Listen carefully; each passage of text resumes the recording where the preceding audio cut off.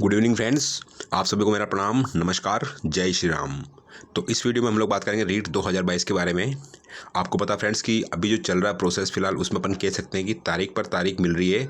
आखिर जिन लोगों का सिलेक्शन हो चुका है उनको नियुक्ति से कब तक वंचित रखा जाएगा और आगे क्या होगा, कौन जीतेगा, कौन हारेगा और कब स्टार्ट होगा, इन सब चीज़ों के बारे में हम लोग बात करेंगे। आगे बढ़ने से पहले मैं आपको बता दूं कि आपकी सुविधा के लिए मैंने एक टेलीग्राम ग्रुप बना रखा है जिसका लिंक मैंने डिस्क्रिप्शन बॉक्स में दे रखा है। आप चाहो तो मेरा टेलीग्राम ग्रुप ज्वाइन कर सकते हो।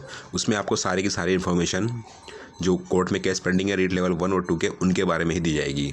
और फ्रेंड्स, आपसे रिक्वेस्ट है मेरी, अगर आपको मेरी दी हुई जानकारी अच्छी लगे तो प्लीज़ चैनल को ज़रूर सब्सक्राइब करना और वीडियो को लाइक करना। हम बढ़ते हैं आगे, ठीक है फ्रेंड्स। तो जैसा कि फ्रेंड पता आपको कि आपका जो केस है बहुत लंबा हो चुका है और तारीख पर तारीख वाला, हालांकि मैं कहना नहीं चाहता बट आपको ने ये चीज़ एहसास कर ली होगी कि अभी तारीख पर तारीख वाला जो खेल है वो आपके साथ हो रहा है। यानी कि तारीख पर तारीख चल रही है लेकिन अभी तक कोई भी फैसला कोर्ट ने नहीं दिया है। और ऊपर से आपके लिए सबसे बड़ी निगेटिव बात यह है कि पूरी भर्ती प्रक्रिया पर रीट लेवल 1 में स्टे लगा दिया गया है। तो ये आखिर कब तक चलेगा? तो मैं बता दूं कि अगर अधीनस्थ बोर्ड चाहे तो ये अगली सुनवाई जब भी होगी आपकी उसमें स्टे हट सकता है, क्योंकि माननीय न्यायालय ने बस एक ही सवाल किया था कि अगर जिन लोगों ने कोर्ट में याचिका दायर कर रखी है, अगर वो लोग केस जीतते हैं तो उनकी ज्वाइनिंग कहाँ से होगी, मतलब उनको ज्वाइनिंग कहाँ से देंगे जब सीटें ही नहीं बचेगी। तो बस इसी क्वेश्चन का जो जवाब था वो अधीनस्थ बोर्ड की जो कमेटी वकील हैं उनके पास में नहीं था कि अगर चयनित लोगों का सिलेक्शन होता है तो उनको आप ज्वाइनिंग कहाँ से दोगे जबकि आपकी सीटें सारी भर जाएंगी, क्योंकि तब तक चयन प्रक्रिया जो नियुक्ति प्रक्रिया है उस पर स्टे नहीं था। तो कहीं ना कहीं अगर अधीनस्थ बोर्ड इस चीज़ का सेटिस्फाई वाला रिप्लाई कोर्ट को देता है तो डेफिनेटली स्टे हट जाएगा और जिन लोगों की ज्वाइनिंग अभी पेंडिंग है उनकी ज्वाइनिंग हो जाएगी। तो मेरा यही है कि अगर अधीनस्थ बोर्ड चाहे तो ये सारी चीज़ें पॉसिबल हैं। इसके लिए आपको क्या करना है वो आप अच्छे से जानते हो, ठीक है फ्रेंड्स। तो जो भी इसके लिए जिम्मेदार लोग हैं उनसे आपको मीटिंग करना चाहिए कि जल्दी से जल्दी आपकी ज्वाइनिंग प्रोसेस है वो कंप्लीट हो, ठीक है फ्रेंड्स। और एक क्वेश्चन ये है कि आगे कौन जीतेगा कौन हारेगा, तो मैं बता दूं कि इसका एग्जैक्टली आंसर तो किसी को भी पता नहीं है। माननीय न्यायालय में ही इसका आंसर आएगा फाइनल कि कौन जीतेगा कौन हारेगा। बट चूँकि जो चीज़ें अभी लग रही है, जो ऐसा कुछ चल रहा है अभी मैटर कोर्ट में, उसको देख के लग रहा है कि कुछ ना कुछ अंकों में ज़रूर ऊपर नीचे होने की पूरी पूरी संभावना है।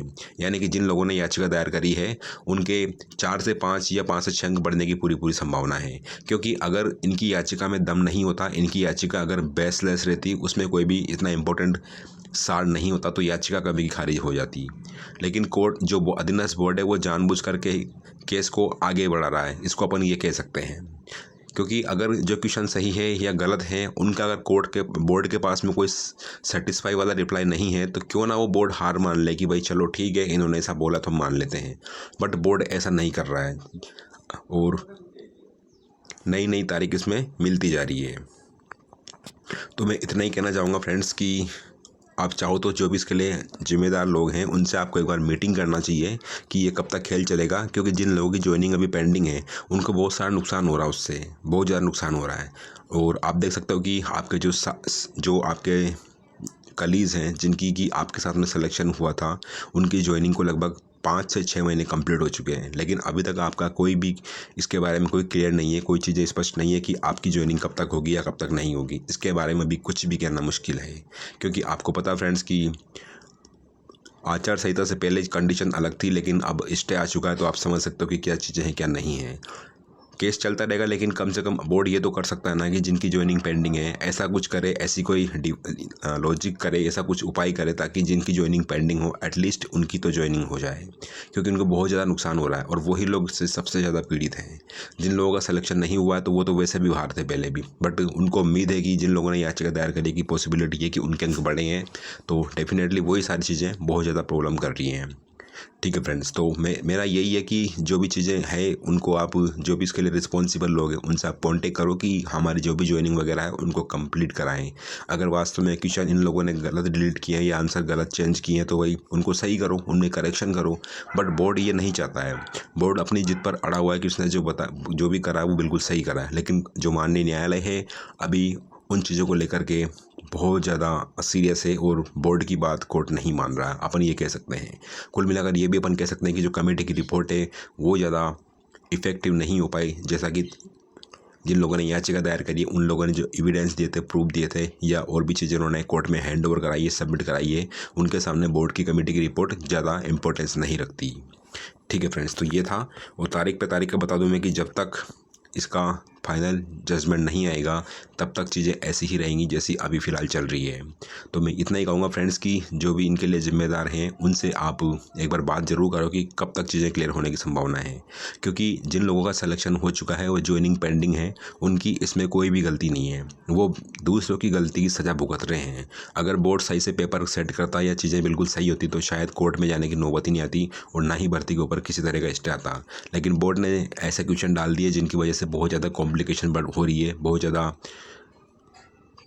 कॉम्प्लिकेटेड मैटर हो चुका है, और जिनकी वास्तव में जिनका सिलेक्शन हुआ है वो अभी सेवा से वंचित हैं।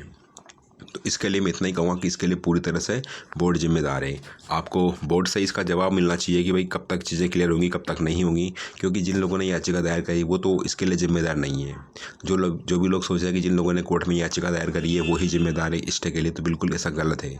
जिनके साथ में गलत हुआ है उनके लिए हमने आवाज़ उठाई है बिल्कुल, और अंत तक लड़ेंगे कि कहाँ क्या होता है क्या नहीं होता है। बट फिलहाल यही अगर बोर्ड बोलता है कि जिन लोगों ने याचिका दायर करी है अगर लगता है कि क्वेश्चंस के आंसर जो गलत हैं या गलत क्वेश्चन डिलीट हुए हैं तो उनके नंबर दे देना चाहिए, बट बोर्ड ऐसा नहीं मान रहा है। बोर्ड अपनी जिद पे अड़ा हुआ है।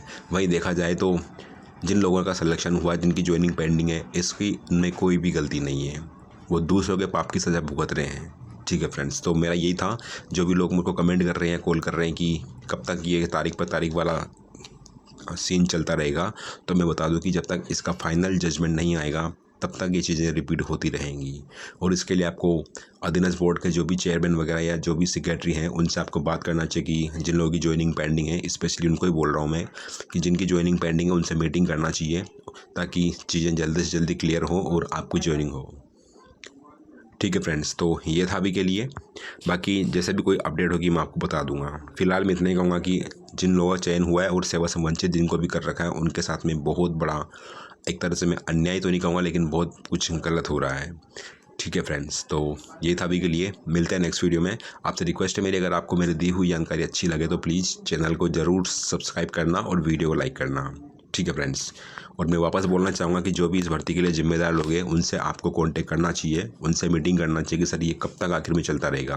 एटलीस्ट अगर स्टे भी हट जाता तो चीज़ें बहुत ज़्यादा उनके लिए आसान हो जाएगी ज्वाइनिंग देने की, जो भी सेवा से वंचित है उनके लिए, क्योंकि पूरी भर्ती प्रक्रिया पर ही स्टे आया हुआ है, ना तो वेटिंग आने वाली है ना कुछ होने वाला है। ठीक है फ्रेंड्स, तो ये था अभी के लिए। मिलते हैं नेक्स्ट वीडियो में। वीडियो वॉच करने के लिए thanks. Have a great day and all the very very best, and please subscribe the channel and press the bell icon.